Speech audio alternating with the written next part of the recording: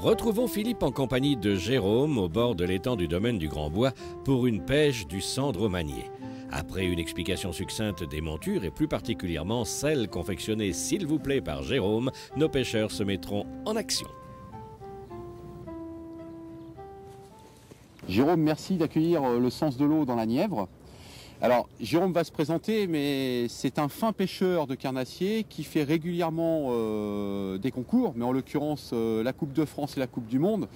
Il va en parler bien mieux que moi, et je pense qu'aujourd'hui, il va vous apprendre à vous comme à moi comment manier les montures, comment les monter, et surtout comment prendre du poisson. Alors attention, les explications commencent. Alors Jérôme, Okay, la Coupe de France, la Coupe du Monde, comment on en arrive là? Beaucoup d'années d'expérience, on essaye de prendre beaucoup de graines.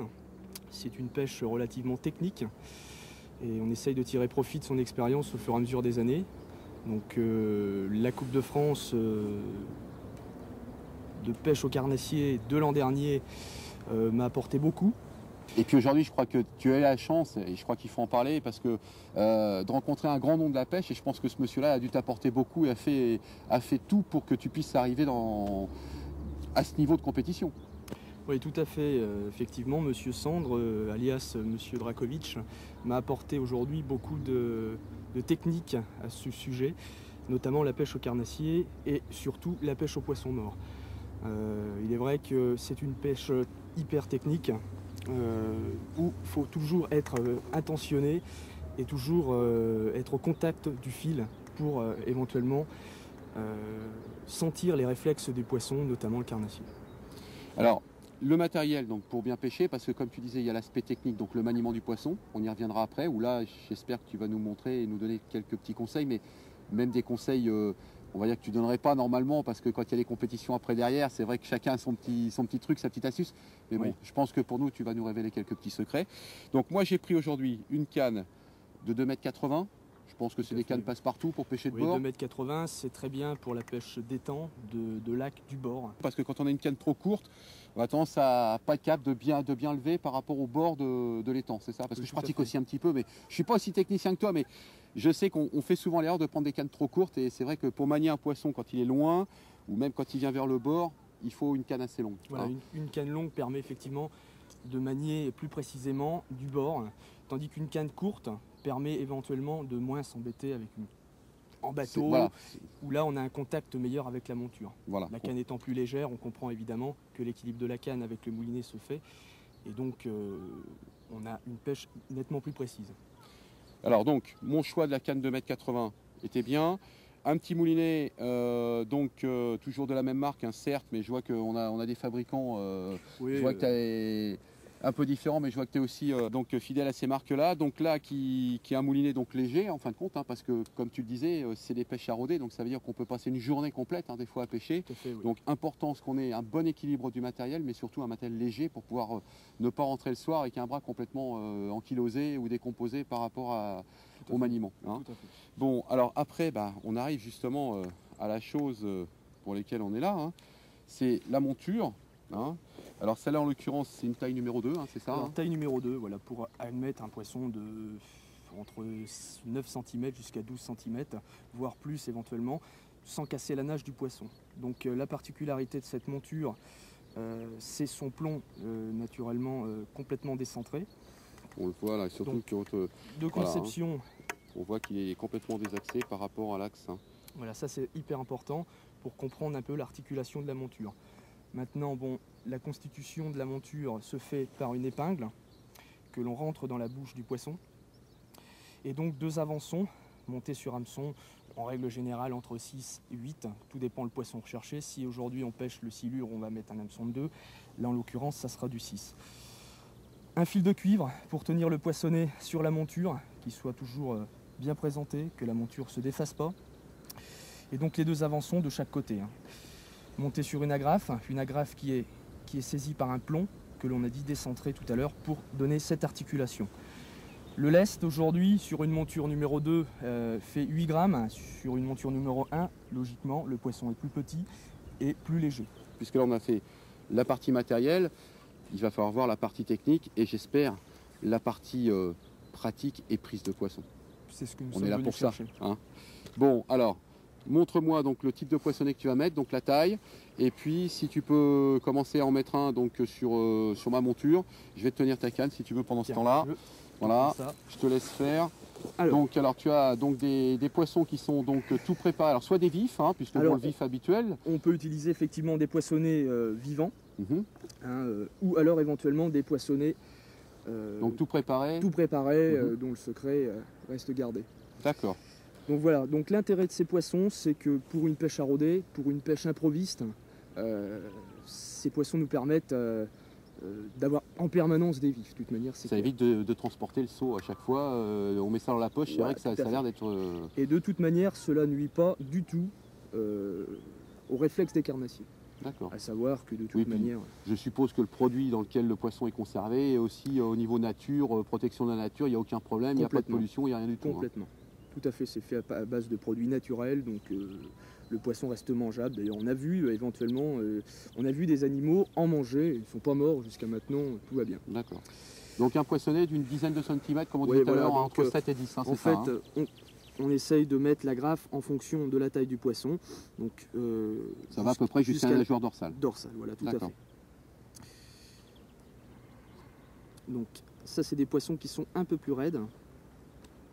Oui, alors c'est un peu la question que j'allais te poser, parce que souvent les poissons qui sont conservés comme ça. Voilà, donc moi j'aime bien ces poissons. Un peu mous, quoi. Voilà, donc contrairement à un poisson qui est vivant, qui est un peu plus souple, ça permet à la monture une vivacité un peu plus importante. Donc là on a un poisson qui sera très raide, donc il est conservé, hein. On comprend bien. Donc une fois qu'on a mis donc cette agrafe, on sépare bien, puisqu'il y a un sens. On sépare bien les avançons de chaque côté. Donc ça c'est important. On voit bien que, très nettement d'ailleurs, que sur la tête de l'épingle, de chaque côté les avançons vont. Ok. Donc avant de saisir les avançons, on saisit déjà le poisson avec le fil de cuivre. Alors ça c'est souvent moi ce que je fais à la fin. Donc est-ce que c'est une erreur ou est-ce que ça change grand chose? Tout simplement parce que bon, effectivement on peut le mettre le fil de cuivre après. Ça maintient effectivement les avançons, moi je le fais comme ça permet éventuellement d'enlever. D'être libre si des fois le poisson voulait tirer un peu trop, ça peut-être moins de risque de décrochage. Voilà, tout à fait. D'accord. Ça libère un peu plus la monture. Michel, j'espère que tu prends des notes parce que quand on va partir au carnassier tous les deux, moi je me rappellerai pas de tout. Hein. Ne t'inquiète pas mon Philippe, c'est fait. Voilà, donc j'ai le passage donc, dans les ouïes. Le passage dans les ouïes. D'accord. Et puis donc je reviens en tête d'agrafe, je passe. Et je reviens buter. Et on entoure là. Pas nécessaire aujourd'hui de passer 2 fois sur un poisson raide comme ça. Donc et là tu fais tout simplement le tour au niveau de la bouche du poisson. Hein, voilà, ça. Tout simplement, ça c'est classique hein, jusqu'à là. Donc après, bon, je saisis donc le premier avançon, l'avançon médium. Et puis après, je saisis celui de la queue. Celui de la queue. On remarque quand même l'importance du signal 100. Ça c'est super important. Signal 100 qui est souvent synonyme de plusieurs d'augmenter ou d'amplifier le réflexe carnassier, ça c'est important. Donc on a remarqué qu'effectivement cette petite laine rouge, aussi simple qu'elle soit, déclenche des touches et ça apporte un plus. Voilà. Donc aussi bien sur le brochet que sur le sombre, quels que soient les carnassiers. Tout à fait, tout à fait. De toute manière ça peut pas nuire, donc à la limite mieux vaut le laisser. Bon alors écoute, moi ce que je te propose, déjà merci de l'avoir monté, comme ça je suis sûr qu'il est bien monté. Moi je vais commencer à me mettre en action, j'ai certainement des défauts, c'est sûr.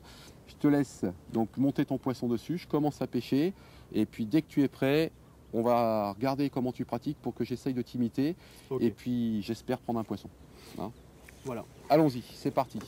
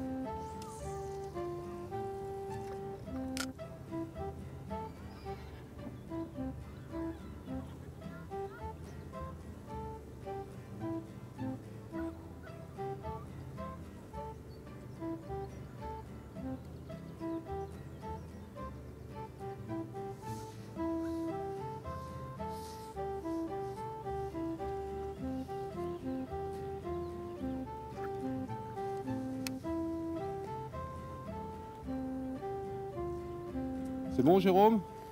Ça vient. Alors la difficulté dans cette technique, hein, c'est toujours de garder le fil tendu, hein, c'est ça. Hein. Parce que le maniement, c'est une chose, mais d'avoir toujours, je dirais, la vibration du poisson ou l'éventuel toc dans la canne. Voilà, et il faut que le fil reste tendu. Tout à fait. Donc l'importance au poisson mort, c'est de donner une action d'un poisson blessé. Ça, c'est vraiment important. Tu pourrais faire voir là, le long du bord là, On que peut je puisse regarder. le faire voir. Donc voilà. D'accord. Donc par des tirées successives. Le poisson qui repartirait, qui retomberait, c'est un Voilà, poisson tout à qui fait. est... Donc là, ça déclenche effectivement le réflexe carnassier, notamment aujourd'hui celle du cendre, on espère. Donc de montrer ou de passer devant un poisson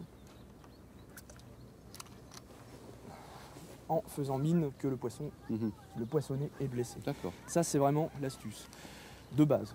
Bon, alors maintenant, on essaye sur des poissons qui ne sont pas en bocaux vivants, on essaye effectivement de pas faire des lancers appuyés pour éviter d'abîmer le poissonnet. Ça, c'est important. Oui, du fait qu'il soit moins dur, comme tu disais tout Voilà, à l'heure, tout à et qu'il fait. est plus Donc c'est pour fragile. ça que j'utilise beaucoup ce genre de produit, puisque de toute manière, déclenchant toujours autant de touches, c'est pas plus nuisible et on augmente, c'est ce qu'on disait tout à l'heure, on augmente la vivacité du gestuel. Ça corrige un petit peu les défauts. Allez, mets-toi en action parce que je voudrais que tu nous expliques après. Je sais que tu les montes aussi toi-même et quand tu les montes pas, tu les transformes. Donc ça, je voudrais que tu puisses donner aussi quelques petites astuces, quoi. Okay. Hein. Alors, ce qui est très important en lac, comme en étang, c'est toujours de repérer cette pêche à rôder, les fonds. Ça, c'est très très important. Donc, ce que j'ai fait là, juste là, c'est je lance et je repère en fonction du bobinage avec mon doigt. Ça, c'est très important. Le fond qu'il y a. Donc, je compte en fait le nombre de doigts. Voilà, ça c'est vraiment l'astuce au départ quand on ne connaît pas un plan d'eau, l'astuce primordiale de recherche. C'est-à-dire, on trouve tout de suite la fond, là on voit il y a à peu près 1,50 m. Donc, alors, à quoi ça sert? De chercher les fosses, de chercher les hauts fonds, les bas fonds? La pêche au poisson mort, c'est en règle générale, surtout pour le cendre, une pêche de fond. Donc, il suffit par tirées successives, par bancs successifs, et par saccade, de ramener le vif, le poissonnet sur la monture jusqu'au bord afin de déclencher la touche. D'accord. Ce qui est très important, c'est de garder le fil tendu.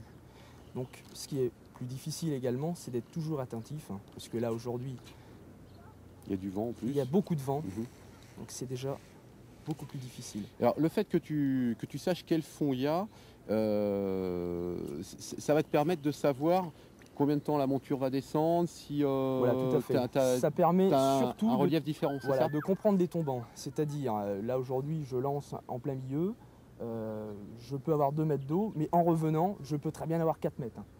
Ce qui me permettra, en voyant ma bannière se détendre ou se tendre, en fonction de ça, j'analyse à peu près schématiquement le fond. Ça, c'est important. Alors écoute, je vais le faire une fois sur le côté là, et puis tu vas me dire si c'est pas mal, hein, si j'ai bien compris ce que... Tout à fait. Hein, donc, je lance le poisson. Voilà, et là tu bloques avec ton doigt et voilà, tu laisses je laisse descendre. Donc, voilà. Ok, donc comme on disait tout à l'heure... Ta bannière se détend, là tu es à fond. Voilà, là je suis sur le fond. Voilà, tu restes toujours tendu, ça te permet éventuellement, si un poisson te le prend à la descente avec ton doigt, de le sentir au toc. Ça c'est très important, c'est une astuce. Et là donc maintenant, le maniement du poisson, donc comme on disait tout à l'heure, pour le faire sauter... Avec des bancs successifs, voilà, tout à fait. Très bien. Là j'ai récupéré un petit peu d'herbe. C'est encore, on a les premières herbes qui commencent à pousser. Ouais, voilà, donc, tout à fait. Donc c'est pas évident, les herbes du bord, il faut arriver à passer par-dessus. Voilà.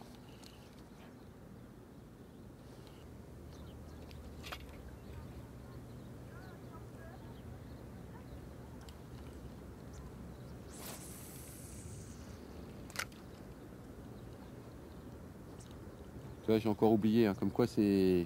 Touche. Ah, il était bien dans le tombant. Dans le tombant, hein. Ouais. Écoute, prends ton temps. Une fois qu'il sera fatigué, parce que malheureusement c'est toi qui as pris le poisson, mais c'est aussi toi qui as les cuissardes. Si tu veux, je t'aiderai, mais en te tenant la canne uniquement, parce que je vais pas plonger. Hein. À moins que tu peux y aller tout seul, c'est comme tu veux. Hein. Si tu as besoin d'un coup de main, tu sais que je suis là. Je pose ma canne. Et c'est un bon poisson en plus, il est maillé. Tout à fait.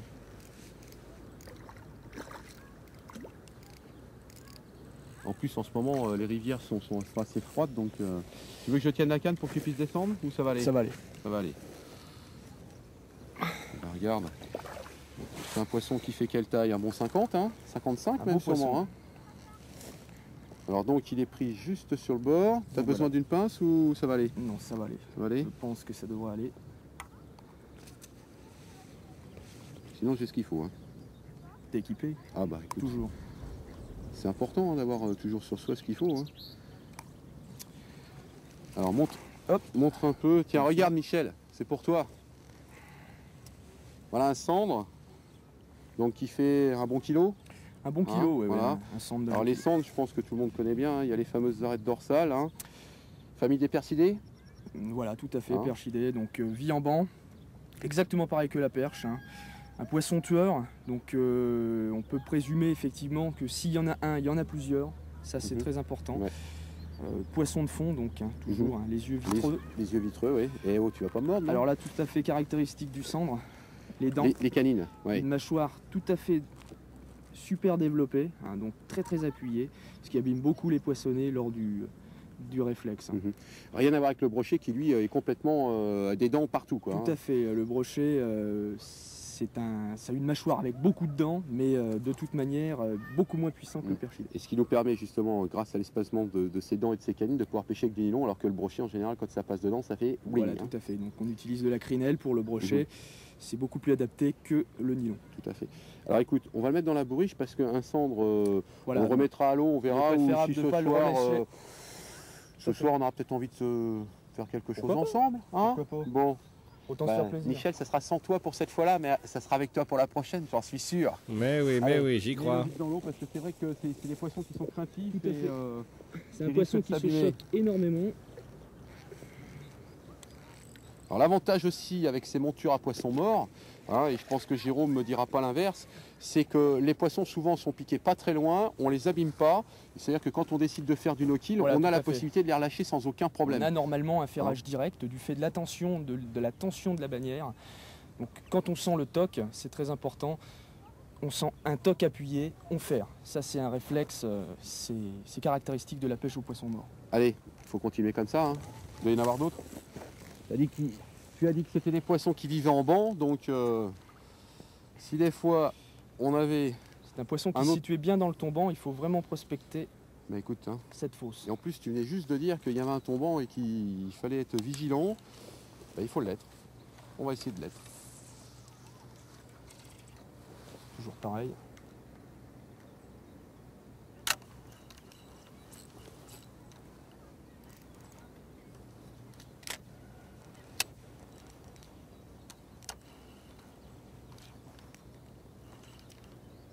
On laisse bien retomber la monture, ça c'est très important. Je vais bien sentir le toc hein, Ouais. sur le fond. Hein. Cette période de l'année sont relativement profondes. Alors, est-ce que si on la sent pas bien, quand on sent pas bien une monture, est-ce que ça veut dire qu'on pêche mal ou est-ce que ça veut dire qu'il faudrait plutôt augmenter le grammage? Parce que ça peut venir par rapport au Alors, courant aussi. C'est à double tranchant. En augmentant le grammage, on peut réduire la fréquence de touche. Donc ça, c'est important. Ce qu'il faut surtout bien comprendre, et souvent, beaucoup de personnes font l'erreur, c'est qu'il faut surtout tenir la bannière tendue. En tenant la bannière tendue, dès qu'elle se détend, on voit bien que le poissonnet poids est à fond. D'accord. Souvent, on peut sentir un poids assez lourd. On pense que en tendant la canne, on est à fond. C'est une erreur. D'accord. Souvent, Donc en fin de compte, deux solutions. Le toc, comme quoi le poisson va se poser dessus, mais Voilà, si on ne le tout à sentait pas bien, le fait que la bannière soit complètement détendue, bah, ça veut dire qu'on est sur le fond. Hein. Voilà, tout à fait. Ça, c'est vraiment Parce que moi, ça m'arrive des fois sur la Seine, hein, la quand je pêche. condition sine qua non.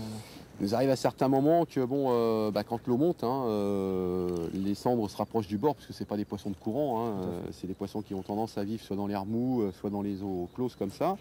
Et bien évidemment, quand on a tendance à lancer à la limite du courant pour pouvoir manier parce qu'on a très peu d'espace, souvent on a du mal à le sentir. Donc moi j'ai tendance des fois à augmenter le grammage, c'est-à-dire de monter de 8 à 10 grammes quoi, pour bien mieux sentir la monture. Alors tu me dis que ça pourrait avoir moins de toucher ça en montant Tout à le fait, grammage. oui, tout à fait. Des fois, Bon. ça provoque plus de touches, mais en règle générale, il vaut mieux avoir une monture le plus finement possible lestée, Mhm. à savoir le plus léger, de façon, il faut quand même que ça pêche, hein, mais de façon Parce que, et d'une, le cendre ne cendre pas la monture, et de deux, pouvoir avoir une pêche beaucoup plus souple, tout en étant relativement saccadé. D'accord. Alors je voudrais que tu nous expliques donc maintenant sur les montures, tu vois j'ai encore fait l'erreur, c'est bon, Ça, je suis pas concentré sur. Je vais t'inviter une grosse journée avec moi là sur les bords de la Seine et je t'autoriserai même à me mettre des claques sur les doigts quand je fermerai trop vite. Tu fais des modifications toi sur les montures.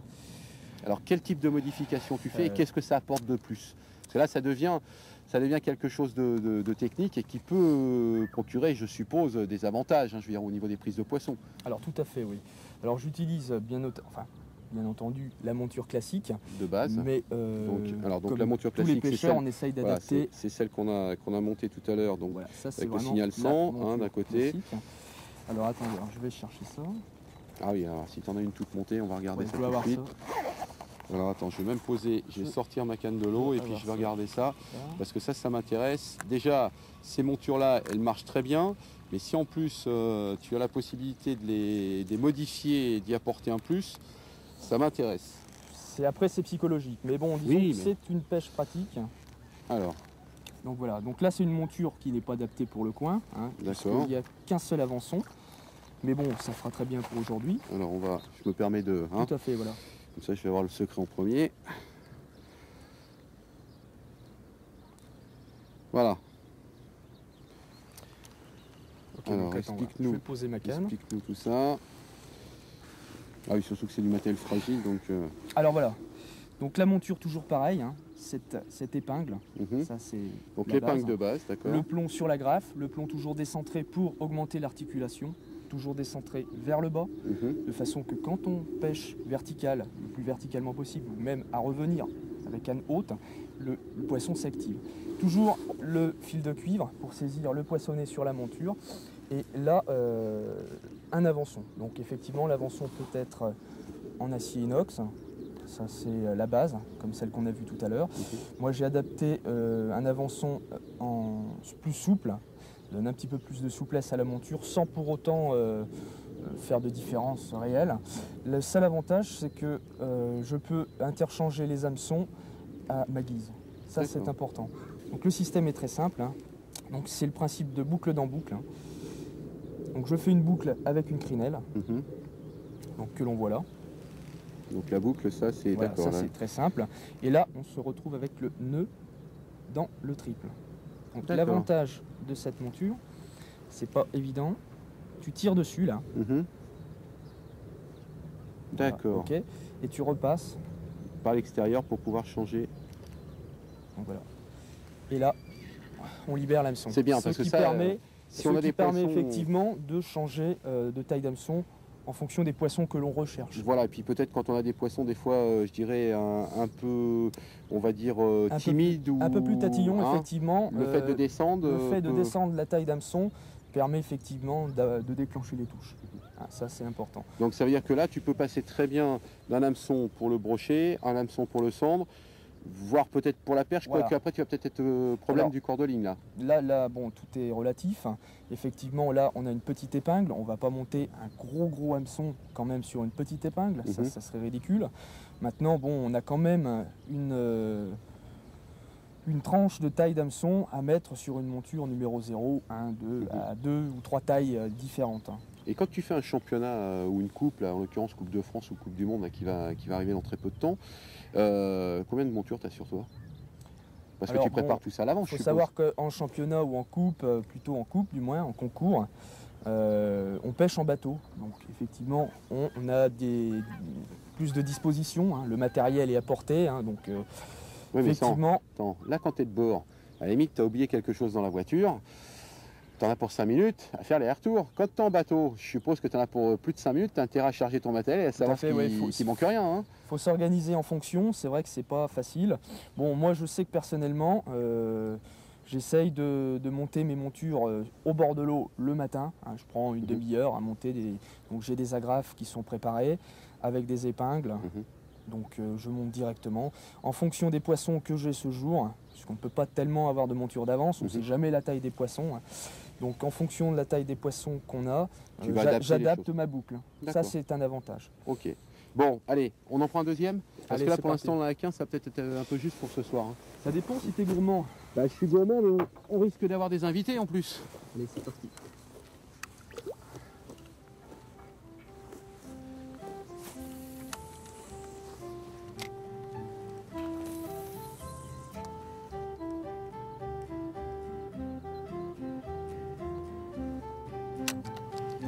Attention, hop, tanière détendue. Tiens, regarde. Tu en as un? J'ai une petite tape là, oui, tu vois, sur le tombant, mais alors Oui. vraiment le long du bord. Hein. Ils sont vraiment à ras le bord. Hein. Alors, tu sais, regarde, Faut vraiment les chercher. c'est beaucoup moins gros que toi, mais enfin bon, Ah, c'est une maternité. à mon avis, c'est peut-être la même portée. Hein. Donc, Attends, je vais te le prendre. ouais, pour essayer de pas l'abîmer. On va surtout éviter de l'abîmer. Les petits un poissons de petit cette poisson. taille-là, c'est vrai que ça serait Il dommage vient de tout les doucement. abîmer. Viens là, bébé. Bien mordu. Ouais, écoute, c'est même étonnant qu'un poisson de cette taille-là Tout à fait se jette vorace. souvent, hein, mais bon, c'est vorace. Hein, c'est... Le fait peut-être d'en avoir pris un tout à l'heure, Ça a ça a mis peut-être des déclenché poissons effectivement d'action. les attaques. Et c'est vrai que dans les... Tu disais que ça vivait en bande, hein, et souvent dans les bandes, il y a plusieurs tailles hein, différentes, hein, donc fatalement plusieurs années aussi. Hein. Voilà, tout Parce à que fait. ça, c'est un poisson qui a quoi? Qui a 2 ans, c'est ça? À peine, oui. À peine. Tout dépend la richesse du plan d'eau. Mhm. Oui, c'est un petit poisson, Ouais, ouais. un jeune cendre. Bah, écoute, celui-là, on va peut-être le remettre tout de suite, hein, parce que je On va crois le que refoutre à la flotte. c'est important de laisser grossir les poissons. Voilà. Et puis on lui donne rendez-vous dans 2 ans, à mon avis, là, c'est là où il fera la taille. 2 ans, on sera bien. Voilà. Alors si vous passez dans la Nièvre, n'hésitez pas à venir rencontrer Jérôme parce que je pense que vous le trouverez certainement au bord des rivières. Il y passe une grande partie de son temps. Il se fera un plaisir de vous donner des conseils. Et puis moi je te dis de toute façon à très bientôt parce que je crois qu'on a d'autres parties de pêche en vue. Pas de souci, Philippe. En espérant que cette émission vous aura apporté beaucoup de choses au niveau de la technique. À très bientôt dans le département de la Nièvre avec Jérôme.